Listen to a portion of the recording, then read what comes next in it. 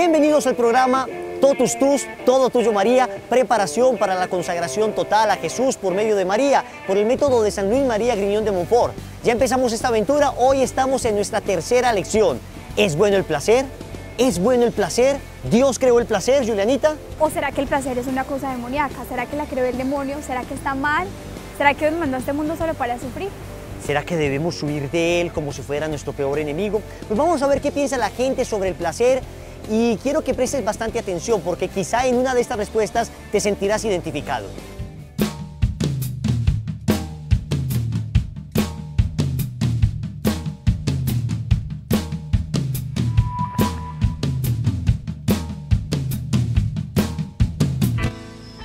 ¿Qué me produce placer? Comer, sexo, bailar. El amor, las relaciones con los amigos. Muchas cosas, por ejemplo, digamos, ¿qué te dijera yo? No sé, las sensaciones buenas, no sé. Pues sentir algo que nos gusta y lo que nos hace felices. La comida, las cosas bonitas, las mujeres. El placer es la dicha que uno tiene el día a día y en cada momento. Para mí es el placer, lo que estoy viviendo ya. El placer es el goce de estar haciendo algo que disfrutas. Para mí el placer es algo rico. Uy, como todo lo chévere, ¿no? Sentir algo que nos gusta y lo que nos hace felices, ¿no? Sí, es bueno el placer. Sí, es bueno. Depende del placer que sea también. ¿Cómo que no? Claro. Sí, claro.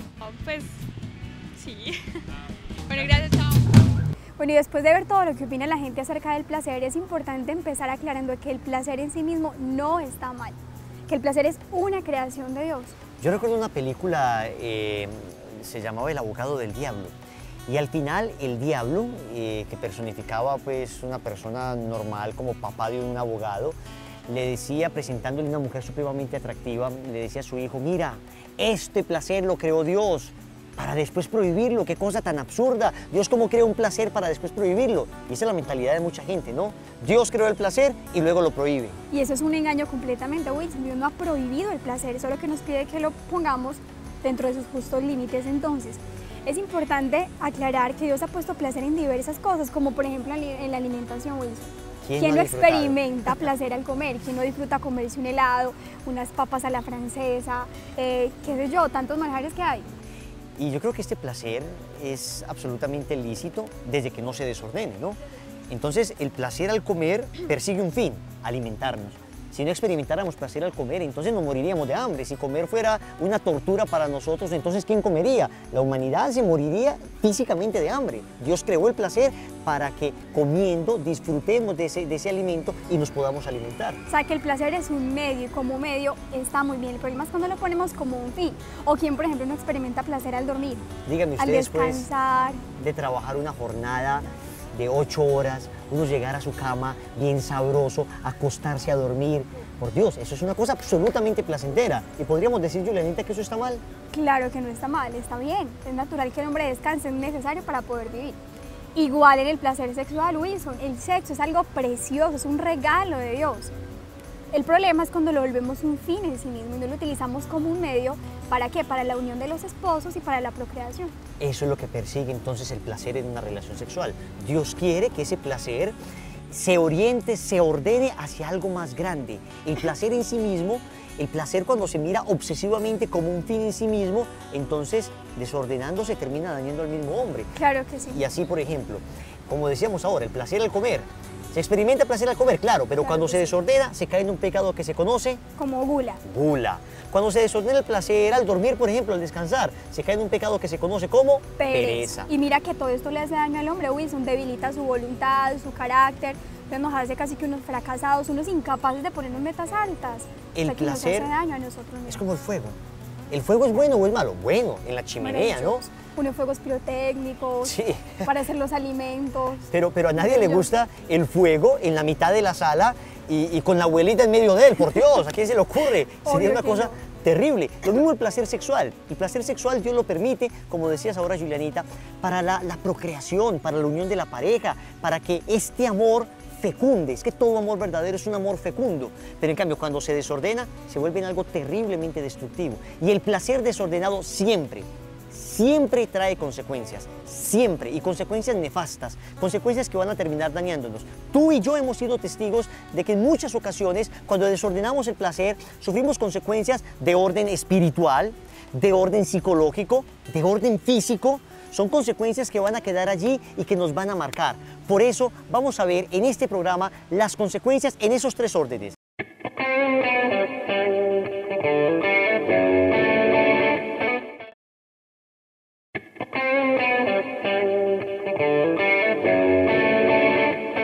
Entonces el placer al comer es un placer bueno, lícito, permitido por Dios, pero cuando se desordena es terriblemente destructivo, termina haciéndole daño incluso a nuestro cuerpo, a nuestra propia salud. Este placer desordenado termina trayendo problemas de colesterol, de triglicéridos, problemas de obesidad, problemas incluso para el corazón, para la digestión. ¿Ves? Aún físicamente el placer desordenado termina dañando. De manera que el placer, Julianita, en sí mismo, el placer al comer, no está mal. Cuando se desordena ese placer, ahí es que está mal y se llama pecado de gula. Eso es la gula. Ahí sí está mal. O también, Winston, ¿quién no experimenta placer al dormir? Como es de rico dormir después de una semana de trabajo, de trasnochos, de madrugadas, y que llega el domingo y una siestica así, descansar, eso es maravilloso y es saludable para nuestro cuerpo, nos da fuerzas para continuar, o sea que no está mal. ¿Cuándo viene el problema? Cuando dormimos en exceso y ya caemos en pereza. Es ahí el gran problema. Si todo este tipo de cosas que producen placer fueran una tortura, no comeríamos y nos moriríamos de hambre, no dormiríamos y nos moriríamos de cansancio, incluso en una relación sexual. Dios ha permitido el placer en una relación sexual y no solo lo ha permitido a regañadientes, no es que Dios dice, bueno, me tocó permitirlo. No. Dios disfruta el placer de la pareja. Dios está contento, le agrada que la pareja, dentro de un matrimonio, dentro de los estándares que Él estableció, disfruten de ese placer. Pero ese placer persigue un fin. ¿Cuál es el fin? La procreación, el fin de que ese amor, todo amor verdadero siempre procrea, siempre da vida, todo amor verdadero siempre fecundo, y además la unión de la pareja.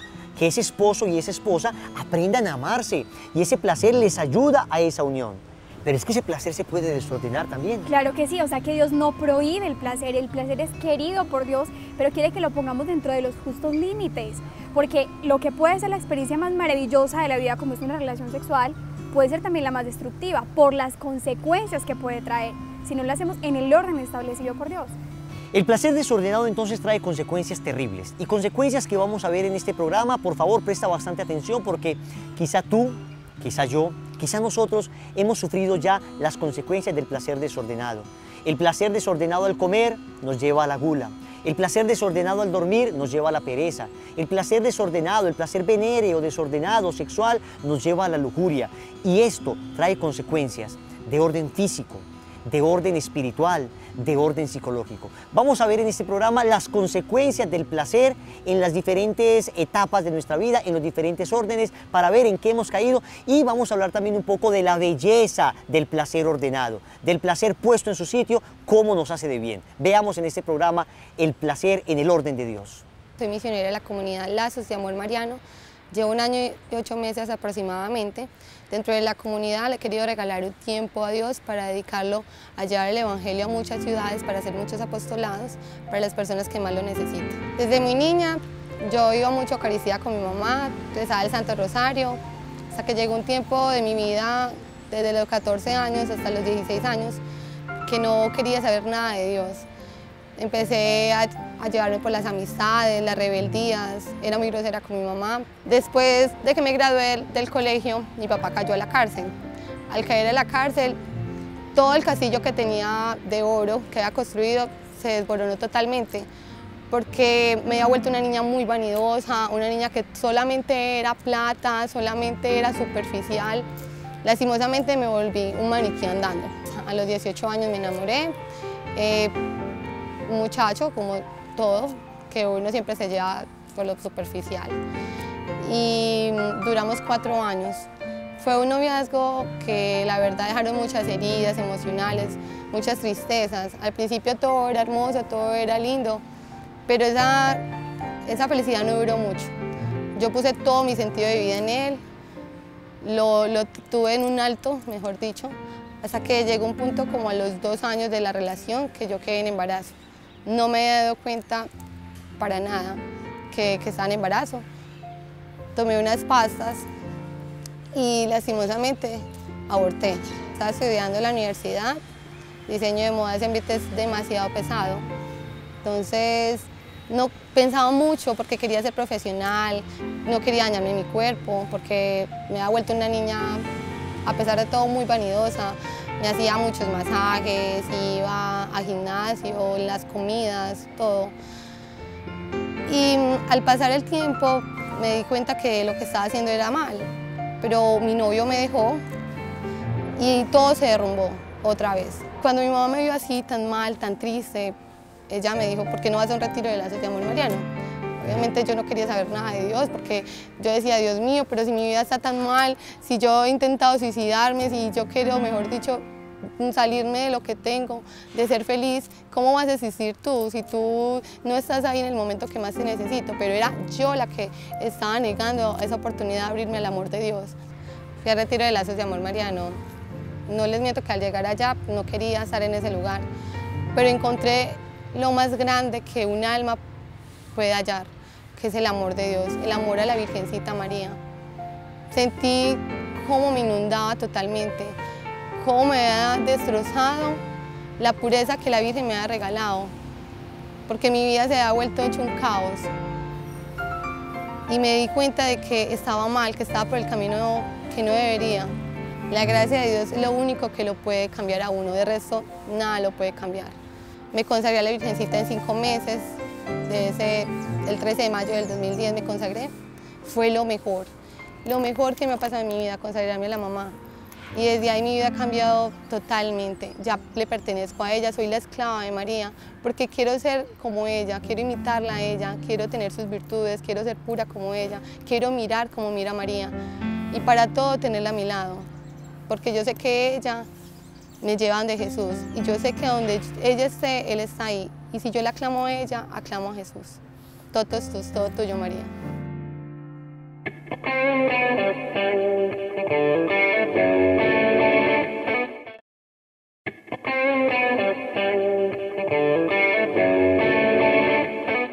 Habéis oído que se dijo, no cometerás adulterio.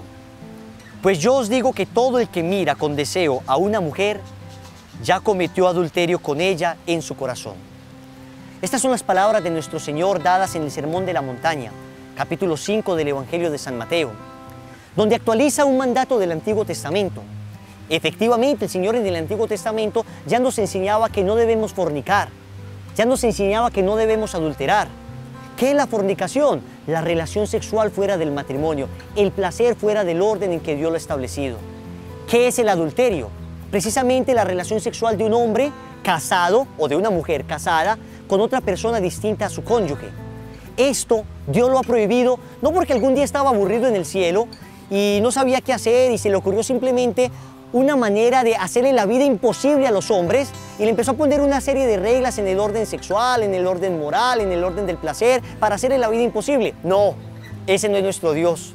Nuestro Dios es un Dios amoroso, un Dios lleno de ternura, un Dios que sabe que si desordenamos el placer, terminaremos haciéndonos daño.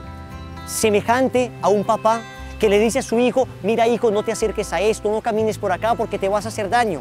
Puede que el niño en su pequeñez, en su inmadurez, en su incomprensión, no logre entender lo que su papá le está pidiendo, pero es para su bien. Ya crecerá, ya entenderá que esto es para su bien. Efectivamente, cuando no cumplimos lo que Dios quiere, cuando hacemos las cosas fuera del orden de Dios, esto termina dañándonos en el orden físico. Cuando un par de adolescentes tienen una relación sexual y tienen casi que quitarse los pañales para tener esa relación sexual en medio de su inmadurez, en medio de su irresponsabilidad, y después la niña se asusta porque cree que está en embarazo, ella se va corriendo a hacerse una prueba y piensa que lo peor que le puede pasar es quedar en embarazo. Piensa que la peor consecuencia es quedar en embarazo fuera del matrimonio. Efectivamente, esto no está bien. Pero, mijita, eso no es lo peor que te puede pasar. Ya te hiciste la prueba de sífilis, gonorrea, herpes, clamidia, tricomono, nefritis, hepatitis, virus papiloma humano, sida. Estas enfermedades de transmisión sexual también pueden llegar a una persona joven. No pasan a las personas solamente que están en Estados Unidos, no pasan solamente a las personas que están lejos. Te puede pasar a ti, me puede pasar a mí. En este mismo momento, una persona que me está escuchando puede estar padeciendo una enfermedad de transmisión sexual que se esconde detrás de su pantalón y detrás de su propia vergüenza. Y no solamente terminará dañando tu salud, terminará dañando la salud de las personas que amas. Recuerdo el caso de una señora que se me acerca muy triste porque odiaba a su esposo, dado que su esposo, por tener relaciones extramatrimoniales, contrajo una enfermedad de transmisión sexual. Y una vez contrajo esta enfermedad, embarazó a su esposa. Y gracias a esa enfermedad, su hijo nació sordo. Y esta señora con lágrimas me decía: Wilson, no puedo perdonar a mi esposo porque lo que me hizo afectó incluso a nuestro propio hijo. ¿Ves? Cuando el sexo se desordena, cuando el placer sale del orden de Dios, termina destruyendo nuestra propia salud. Hemos visto hasta ahora cómo el sexo es algo maravilloso, es una creación de Dios y es precioso. Pero como nos decía Wilson, puede traer nefastas consecuencias, como puede venir un embarazo no deseado, detrás de un embarazo no deseado, un aborto que trae consecuencias gravísimas para la mujer, como trae enfermedades, pero además como nacen niños fuera de un hogar, que quedan sin un papá, sin un hogar estable, una familia que es necesaria para su buen desarrollo y crecimiento, o como también el adulterio puede traer consecuencias nefastas, como la destrucción de una familia, como por un momento de placer vendes a tu esposa, a tu esposo, a tus hijos y destruyes esa familia que has construido. Pero también hay que entender que el sexo tiene un gran poder unitivo, une fuertemente a las personas entre sí. Entonces, por eso vemos muchas veces relaciones entre jóvenes que ya no se aguantan, no se soportan, no quieren estar el uno con el otro, pero no son capaces de dejarse simplemente porque hay un apego carnal y es difícil salir de esa relación. Además de eso, el sexo funciona como una especie de cinta adhesiva. Si tú coges una cinta adhesiva, te la pegas en tu mano y la despegas, vuelves a hacer lo mismo durante varias veces, te das cuenta que cada vez más pierde su capacidad de adherirse. Igual pasa con la sexualidad.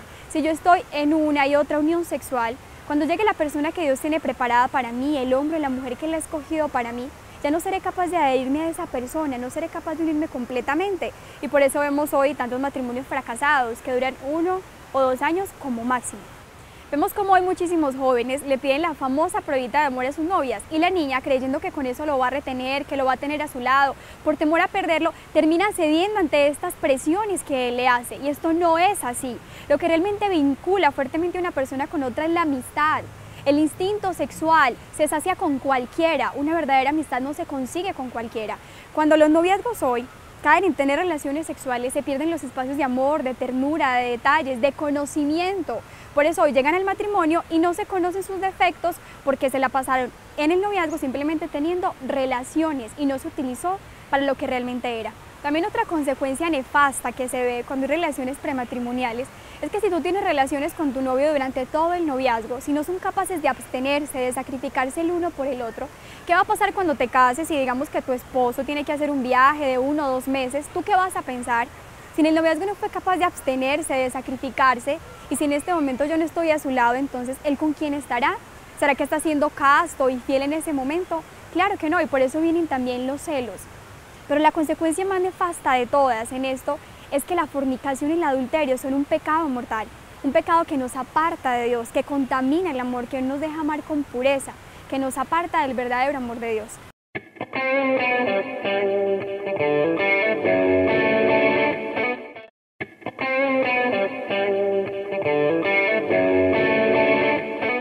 El placer fuera del orden que Dios lo puso afecta a nuestro cuerpo. Efectivamente nos afecta físicamente, pero también afecta a nuestro espíritu, también afecta a nuestra alma, afecta a nuestro ser trascendente.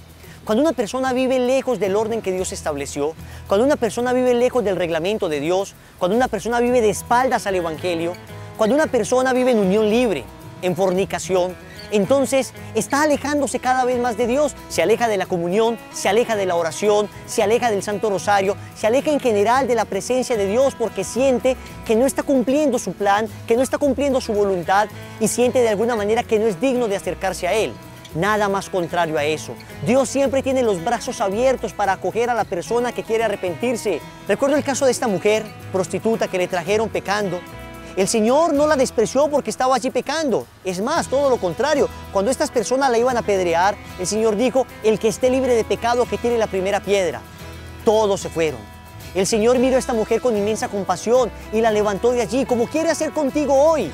El pecado te está dañando, el placer desordenado te está llevando a un pecado que te está hiriendo, que te está alejando de Dios, que no te deja comulgar, que no te deja orar. Y Dios hoy quiere con su inmensa compasión levantarte con su amor.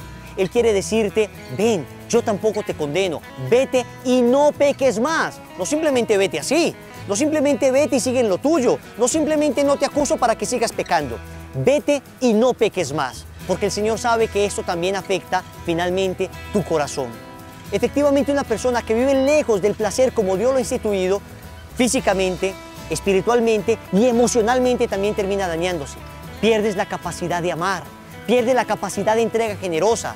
El amor tiene como fundamento, como esencia, el sacrificio, la capacidad de inmolación por la otra persona. Un amor oblativo, un amor que se inmola, un amor que está más dispuesto a dar que a recibir. No el amor egoísta que está siempre dispuesto a recibir, que está dispuesto a saciarse solamente con el placer que la otra persona le puede dar. No, es un amor que se sacrifica. Cuando uno pregunta a una persona quién es el ser en la tierra que más lo ama, entonces se le viene a la cabeza la mamá. Mi mamá es la persona que más me ama. ¿Por qué? Porque mi mamá está dispuesta a esperarme a las 3 de la mañana. Mi mamá está dispuesta a recibirme después de que estoy en una borrachera, en una farra, que llego todo vomitado. Mi mamá está allí porque me ama. El sacrificio de mi mamá es el que yo valoro. El amor se valora en la medida que es capaz de sacrificarse y de darse, no en la medida en que es capaz de dar y recibir placer. El placer, cuando se ordena, es bueno, cuando se desordena es malo. Cuando contemplamos a Jesús muriendo en la cruz, entendemos que Él nos ama. ¿Por qué? Porque su sacrificio, sus brazos abiertos en la cruz, nos están manifestando el acto de amor más sublime que se puede tener. Amor es más parecido a sacrificio que a placer.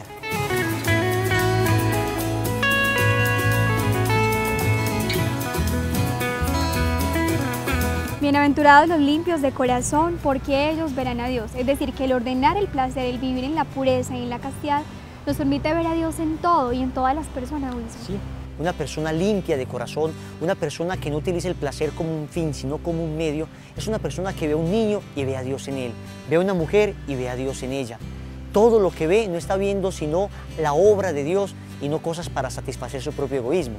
Pero otro fruto del orden del placer es precisamente la libertad interior. Que a pesar de estas personas que necesitan de estar masturbándose, necesitan la pornografía, necesitan estar en una prostitución, en otra, para ser felices. No, el placer ordenado da una libertad tremenda en el corazón. La castidad, el orden, la pureza, da una altura, una paz en el corazón enormes que es capaz de alcanzarla solo aquella persona que ve el placer como un medio y no como un fin en sí mismo. Y también es muy importante entender que la pureza y la castidad nos capacitan para amar, para saber entregarnos por el otro, mientras que el placer desordenado nos centra en nosotros, nos hace egoístas. Por esa razón hay que ordenar todos los placeres. Y si es que vives en adulterio, debes dejar esas relaciones ilícitas y amar a tu esposa, a tu esposo.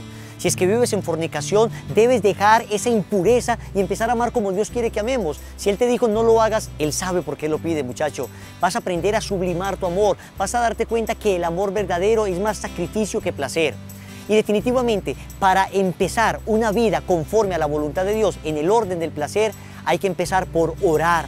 Eucaristía, Santo Rosario, todo tipo de oraciones que te sirvan la intimidad con el Señor. Hay que empezar con la confesión, pedir a Dios la gracia que nos limpie de todo tipo de impureza y empezar a vivir en ese orden. Hay que pedir a Dios la gracia de la pureza en la mirada, de no estar viendo por ahí lo que no debo, porque las malas miradas despiertan los bajos instintos. Hay que pedir a Dios la gracia de una verdadera devoción a la Virgen María, que es la que va a lograr en tu corazón y en el mío que vivamos ese orden que Dios estableció para tu felicidad y para la mía.